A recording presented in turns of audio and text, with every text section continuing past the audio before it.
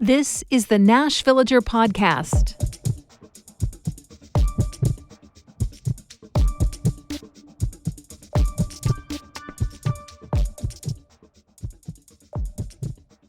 It's July 9th, 2026, and right now the number of Tennessee counties assisting federal immigration authorities is on the rise.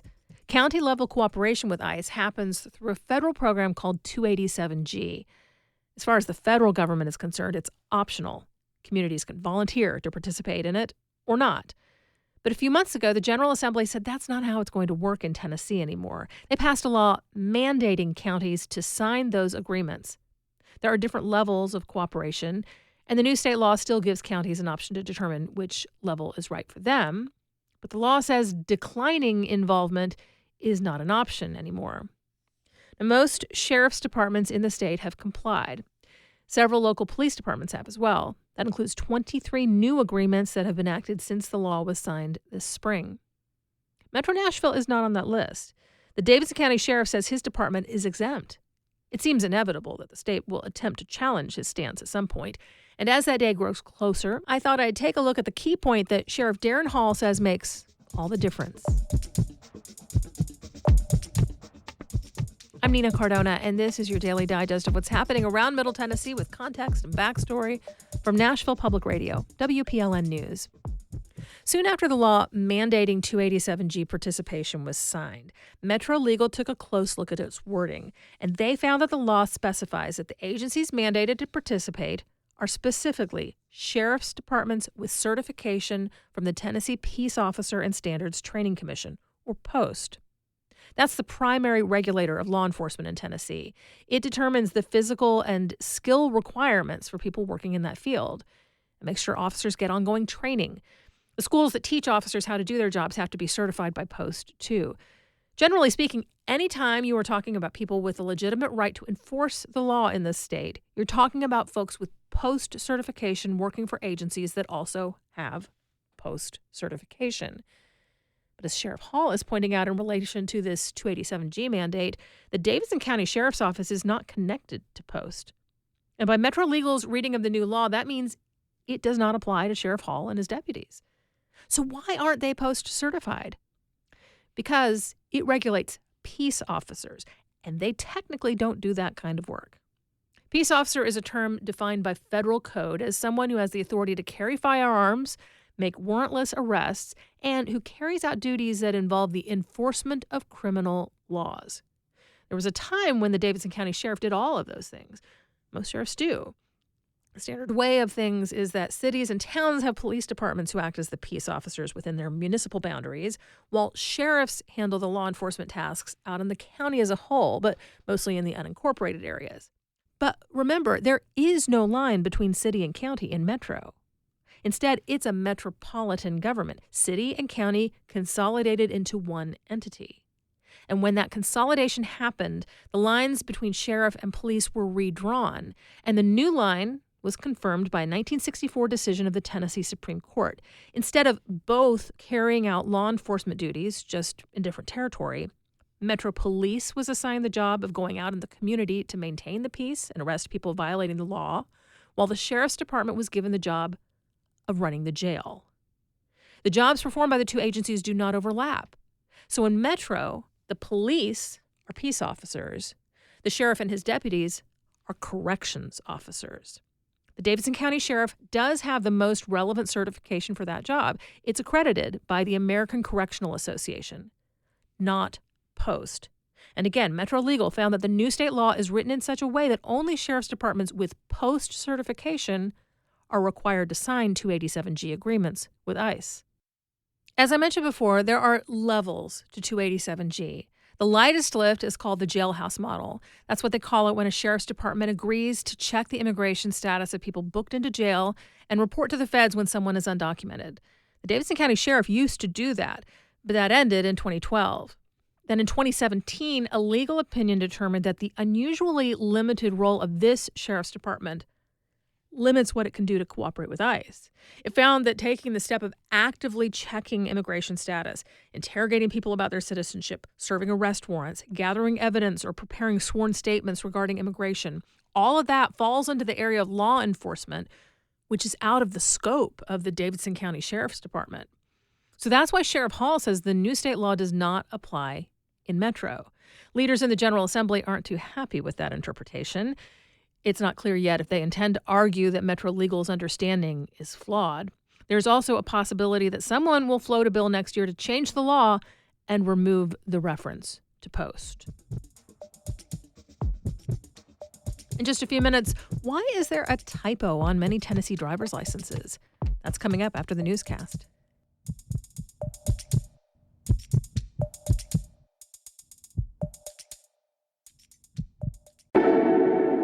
I like to say Nashvillager in the morning, this is Nashville in the afternoon. I'm Blake Farmer, the new host, and yes, WPLN's midday show is also a podcast, and we understand lunchtime listening may not be your thing, but that doesn't mean you have to sit out. You can listen wherever you get your podcast, like right here, or ask your smart speaker to play the latest episode of This is Nashville.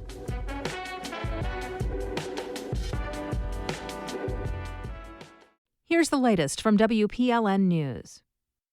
Tennessee's next execution is scheduled for August 13th. It's unclear whether the prison system has gotten a new doctor to supervise it. During Tony Carruthers' attempted execution in May, the medical team failed to establish IVs into his arms.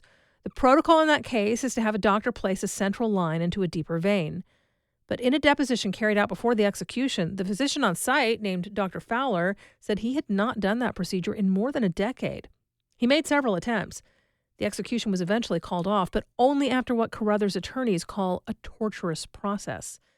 Darrell Hines is the next death row inmate scheduled for lethal injection. A statement from his attorneys says the Tennessee Department of Correction refuses to confirm whether it has found a doctor more capable of placing a central line.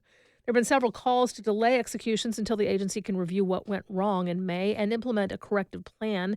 That's included a call from a group of Republican state senators. But there's been no word on what TDOC has done to address the issue. State secrecy laws protect the lethal injection program from typical government transparency requirements. The Tennessee Bureau of Investigation is looking into a shooting in Memphis on Monday that involved U.S. Drug Enforcement Administration agents working for the Memphis Safe Task Force. The incident happened when members of the task force were trying to serve an arrest warrant. The situation escalated, and a DEA agent fired his gun into a room, striking and killing a man. If you've ever been stopped by a police officer, you know it can be stressful. It's even more so for people with disabilities. A new program now allows people with disabilities or specific medical conditions to add a special designation on their car registration indicating they have a difficulty or may need extra help. It's called the Precious Cargo Program. It's free and voluntary, and it's supposed to prevent misunderstandings during traffic stops. People with speech impairments, neurological issues, and physical disabilities can add a confidential note to their vehicle registration. The information would pop up when their vehicle tag is checked, allowing officers to adjust the way they approach the situation. So far, only a few hundred Tennesseans have enrolled in the program. The state wants to spread the word since July is Disability Pride Month. 2 people experiencing homelessness have been arrested in East Nashville under a state law that makes it a felony to camp on public land. The law passed in 2022 is rarely enforced in Nashville, but 2 years ago, at least 10 people were arrested under the measure at Riverfront Park, and now 2 more people have been arrested in South Englewood Park after neighbors contacted the police. Housing advocates have expressed concern over the felony camping law since it passed. Open Table Nashville, a homelessness advocacy group, posted an Instagram video criticizing the recent arrests.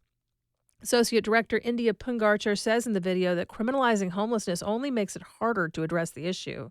Felony charges make it harder to obtain housing and employment, and in Tennessee, they can also carry up to 6 years in prison, a $3,000 fine, and the loss of voting rights. This is a cruel and unjust punishment for simply existing, especially during a housing crisis and this heat wave. The Nashville Scene reports that while both people were initially charged with felonies, it likely won't stay that way. District Attorney Glenn Funk has resisted prosecuting these cases as felonies, instead opting for misdemeanors. There's also an option to send the cases through a specialty shelter court for people experiencing homelessness, where the charges could get dismissed. A forensic audit into Memphis County Shelby schools accuses the district of at least $50 million in potential waste, fraud, and abuse. State officials are floating criminal charges. Chalkbeat reports many of the issues involve multi-million-dollar contracts for things like custodial services. The services were subpar, and there were accusations of kickback schemes. Generally, the audit said poor financial oversight was rampant. Tennessee House Speaker Cameron Sexton says he feels confident the U.S. attorney will prosecute, according to the Commercial Appeal newspaper. Sexton was among the lawmakers leading the charge on a bill allowing the state to take over Memphis schools. The move was started after initial findings from this audit were released. The legislation creates a separate state-appointed board, mostly to handle the district's money. The bill passed. The law was supposed to start working on July 1st, last week. But the school district sued, and a judge hit the brakes on the takeover for at least 2 weeks. Sexton is saying the district needs to drop its lawsuit. On social media, the district said its leaders want to review the audit before commenting, but that all of these issues happened under a different administration. College football season will be here in a month and a half. Today, EA Sports is releasing its latest college football video game for 2027, and in the game, every college's fight song and stand music is performed by Nashville musicians. Music and culture reporter Justin Barney tells us what's new this year. This past January at the Fisher Center at Belmont, over 100 musicians carrying tubas, trumpets, and a drum line got mic'd up as the producer hit record.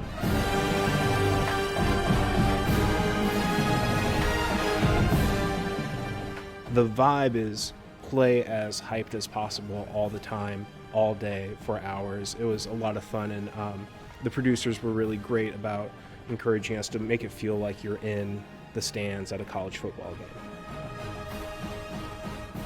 That's Ryan Midda, Director of Jazz Studies at Vanderbilt's Blair School of Music, and a professional musician himself who is part of the game's marching band.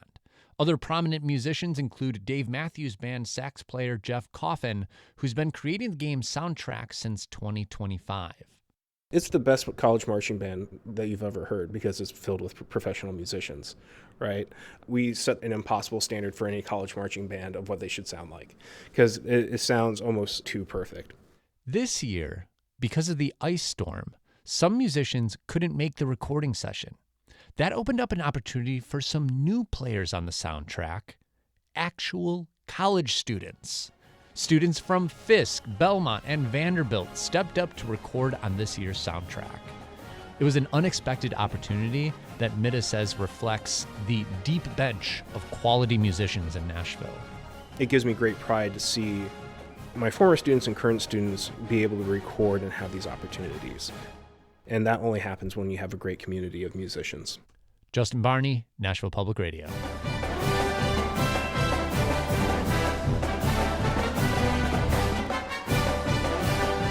Last year's version of college football sold over 1 million copies in its first month. All of the songs are now available on streaming services. You'll find more news anytime at WPLN.org.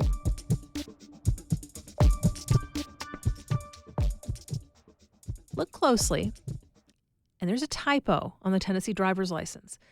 Nashville's Sam Brockus noticed this after he put his ID under a microscope. He found some micro-printing where the phrase, the volunteer state, is repeated, but in one instance it reads, the volunteer state, like the animal. Curious Nashville reporter Justin Barney sought to answer the question of how this microscopic typo came to be. I have a few theories. One theory... So there are three main theories. The first theory is that it's just a typo, an honest-to-God typo. The second theory is probably the theory that has the most ground, which is that it is an intentional facet of the license in order to prevent counterfeit and theft. It is fairly common practice on licenses. The flimsy part of this theory is that it's microscopic. I keep on picturing a bouncer on Broadway. He literally would not be able to tell that it's a counterfeit. And then there's theory 3, the juiciest theory, the theory that we're all rooting for.